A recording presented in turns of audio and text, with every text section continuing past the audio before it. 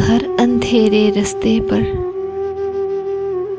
तुम बनकर चांद उभरते हो। मेरे मन के मंदिर में तुम दीपक बनकर जलते हो। सामने तुम जब आते हो तो अक्सर चुप हो जाते हो। दिल की सारी बातें मुझसे ख्वाब में आकर कहते हो। पल में टूटे पल में बिखरे ये दिल तो है मिट्टी का।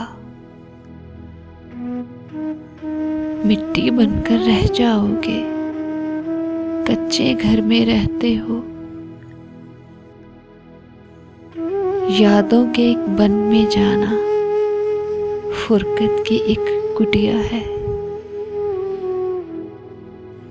अपना तो है वही ठिकाना, तुम किस शहर में रहते हो। हमने संवरना छोड़ दिया है जब से दिल पर ये जाना।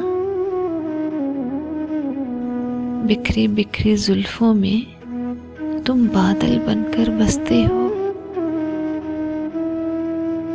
दर्द के सूखे जंगल की हर शाख हरी हो जाती है। जब जब बंजर आंखों से तुम बारिश बनकर बहते हो।